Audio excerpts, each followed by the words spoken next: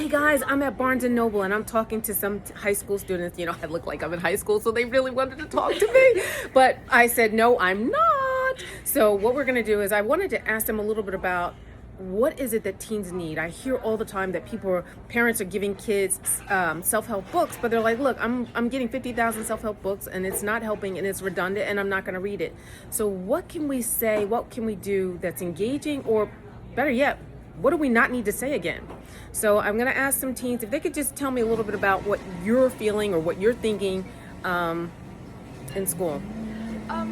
I think like the biggest problem that a lot of us face is that there's this connotation that we're like just sitting here on like social media and we're on our phones and we're not asking for help and we're just accepting like kind of the reality that we have right now. When in reality, I feel like we're screaming for help. Like we're all kind of silently drowning, but no one sees that we're asking for help. Like there's like in schools in schools we're being thrown information at us and we're not being given options to like ask questions, and when we do ask questions we're feeling like it's our fault for not knowing the answers. And there's just a lot of situations where like we're being told that things are our fault when we're just curious and we're trying to learn more about the world around us. And there's just a very like negative generalization on asking questions and like teenagers in general right now. Could it be that you're looking for more of a global response versus just maybe some of the traditional response? Yeah, definitely. I don't know, there's a lot of things like, especially, Lord, I don't want to get political, but like especially with like, you know, like politics right now, there's like a big like, you can see divisions between like states and different regions, and like that's a big part of it. Like we don't want to be just who like our parents are or who our teachers are. Like we want to learn who we are, and it's really hard to do that, especially like if teachers and like our parents and the people around us are like forcing their ideas on us, and we want to be different, and it just feels like we're being silenced sometimes. Yeah, and it's so polarizing, right? It's either yes or no. There's no maybe, there's no gray. It's just It's like a right or wrong kind of. And what are your thoughts? From a young age, we're all told this is how you succeed. You get a good job, you make money, you get a good life, you get a big house, have a dog, you're set. What if you don't have one of those? Does that mean you don't succeed? Does that mean you're a failure? We're told from a young age that this is how we're supposed to act and this is what we're supposed to be like. But there's no wiggle room, there's no kind of way for us to discover who we are outside of this mold that our parents predetermined for us. The whole idea of nepotism in a factory or in any business, you're kind of being brought into this, you're forced into this. Yeah, it's unjust, but you don't have a choice in what you're doing. So being hated on and being told that you're not good enough and you won't succeed in the world and you have no life is horrible, because what about what you want? What about what you want to explore? What about your hobbies, your dreams, your interests? I want to be a journalist when I grow up. But I've had many people tell me, oh, that's so hard to get into. Oh, you're not gonna make a lot of money. How do you support yourself? You're not gonna be able to buy a house, food, groceries, gas. But that's what I want to do. But that doesn't matter to other people. And just imagine the internal peace that you'll have as you walk in your dream. You know, as you do what exactly it is that you want to do. The funniest thing is, as you're talking about the narrow vision that a lot of people have for other people, sometimes it's what they were taught. And when I don't know the answer, sometimes I replicate exactly what I've been taught. So if you ask them, they might even say, like, that's what their mother taught them or that's what their father taught them. But I love the fact that this generation is just so doggone like, I don't care. I'm doing it my way. I love it. I love it. I love it. I love your power. I love your zest. And you will be a powerful journalist. Just be authentic. Find the journalist that you like. And you know what? Because you are so young, this would be a great time to get an internship. I know it sounds crazy, or an information interview. Go to one of the local TV stations and say, hey, look, you know what? I'd like to find out more information. Because once you become a college junior, senior, or whatever, people may view you as a threat. Like, she's going to come take my job. But now, you're in high school. They're not worried about you. But you are a powerhouse, and thank you. And you can always start a podcast. So tell me a little bit about you. What do you think? Oh, gosh. I kind of agree with her. Like, I feel like teenagers are like really screaming for help, and I feel like we try so hard and we do so much. Like, I talk to my parents, my dad's like, I could never have done what you do. Like, I play a full-time sport, I take 5 APs or 4 APs, I teach youth group, I do all of these things that I love and that fill my cup, but I'm exhausted, and I'm exhausted listening, but keep going. that's just like, and that's like expected. I feel like you play sport, you play 3 sports. She does all these amazing things, and it's just expected of us to, and it's like causing all this burnout and all this stress that we all feel, and it's like just really like it just makes us feel small because people are like, well, you're not doing enough, or like that's just what's expected of us. We don't get to be tired. Yeah. Like we don't get the opportunity to be like, I need a break. Like when I tell my parents like, oh, I'm just so tired, like I need a break, like it's been such a long week, like, oh my gosh, like you didn't do anything, like you're like this is just a normal week for you. It's like no, but like they're like I could have done what you're doing, and I'm like I get it, but you're 50 years old and I'm a teenager. Like I am pushing myself so hard, and it gets to a point where it's just like, oh my gosh, I need a break, but I don't get a break because they could be doing what I'm doing. But there's such a disconnect between like there's a 40-year age gap. Like I'm sorry, like I'm not 50. Like I don't know, like I need a break. Like my brain is still developing, my body's still developing. Like there is so much more going on mentally, emotionally, and neurologically that I'm also trying to handle that they're not handling. And I feel like that's not seen or talked about a lot. What's up? Most of these self-help books are written by adults. They think like adults do. They think like they were born in the 1920s, which is why I think it's so great that you're doing this, because you're getting input from actual teenagers. You're talking about what they want and what they experience. And back to what they were saying, pushing hard, that is the base level of everything. Every single kid has 4.0. Every single kid is playing varsity sport. Every single kid has leadership position in some school club.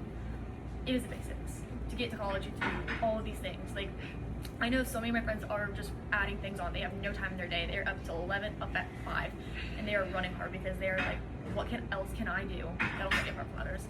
But everyone's doing it now.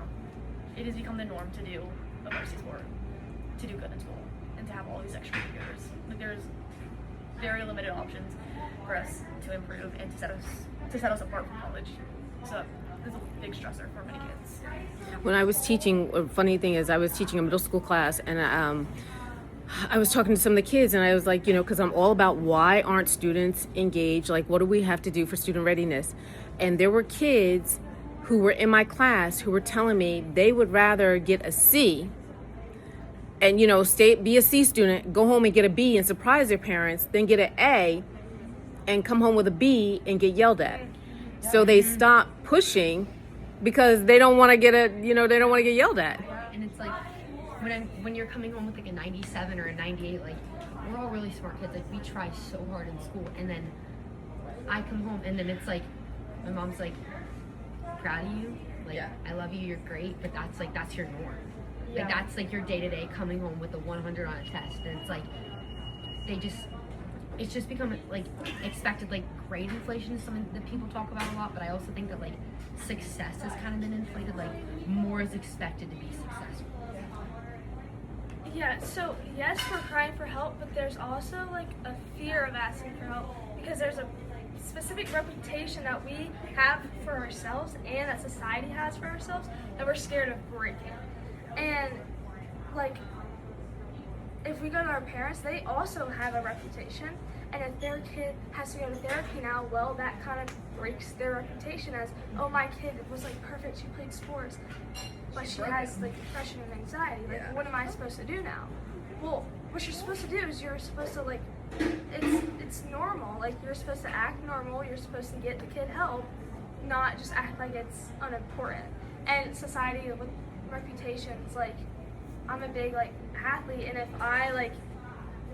if people knew that I was like going to therapy, like that'd be so bad. Like that'd just be like, oh, like yeah, she's really good, but like she goes to therapy, so she gets like there's a little bit of like it's kind of like a social like hierarchy. Like people who go to therapy seem to be at the bottom, which is really not true when they're really up here. Right. Like they're getting Really? help. Yeah. Really? Like I found out I go to therapy. Do you? I used to, but not anymore. I love therapy. Do you? I don't. And I found out, like, I didn't know she went to therapy. I found out, like, a bunch of my friends do. And I was, like, shocked. And I was, like, it was so, like, scary telling people. And I was, like, It's scary because everyone assumes that if you go to therapy, you're broken. yes. Yeah. Yes. That's what I That's thought. a huge assumption. But It's, like, yeah. But what's so insane, like not insane, but like what I've realized is that these are two of the most emotionally intelligent people I've ever met in my entire life. She will say something, and she'll just like she'll feel something and she'll be able to name it, and it's amazing. And same with her. Like she will she'll just feel something or go through something, she's like, oh, it's because of this, and I'm feeling this way, and this is how I'm gonna figure it out.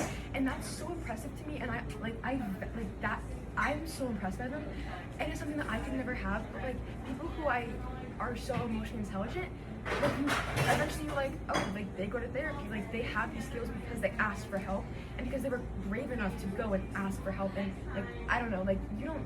It's behind the scenes, Right. But what are people supposed to do? Therapy's expensive. What are they supposed to do when they don't have the money for it? Like suffer in silence? Yeah. Like, you know, like there needs to be a universal, quote unquote, like fix or help. So there are a couple of things. One, I was going to tell you guys as you're talking, there's a group called Morgan's Message, and I'll see if I can, you can look it up, but I'll also see if I can give it to you, Morgan's Message. And basically it is a young lady who played, I think, field hockey at Duke, and she wound up having a sports injury and she committed suicide. And so what happened is her mother started this support group for athletes, and it's mental health and it's peer support. So they're college students, and I know you're talking about initiatives and trying to get into, you know, major universities, but imagine starting a Morgan's Message Part 2 for high school students, where you collaborate with these college students, maybe at a college that you want to go to.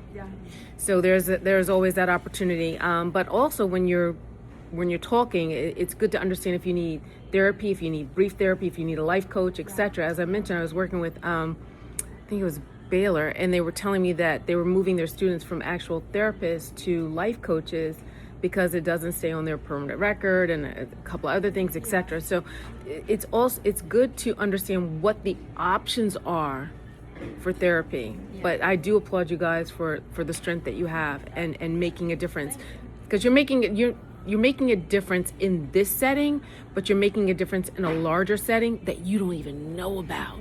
Lives that you're touching, parents, you don't even know who you're touching in this process.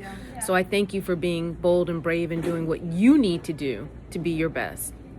Thank you. But we need more people like you because you're standing up for it, you're seeing it, but some people just like think it's a norm, and to an extent it is, but it's a norm that's not being helped. But people like you are helping it. So thank you. Thank you. Thank you. That we needed. Yes. Thank you. I'm the voice. What? No, you were raising your hand and everything. And I was like, I'm so sorry. No, I don't know. I'm so sorry. you forgot? I don't know. It was like a while ago. It was like, I know what you were saying. I'm so sorry. Well, anyway, guys, thank you so much. I will definitely share this, and I want to make sure that your voices are heard, and you're leaders. Thank you. Thank you. All right, guys, you heard that. This will be an eye opener for many people, and hopefully, prayerfully, it brings about the help that we need to start implementing.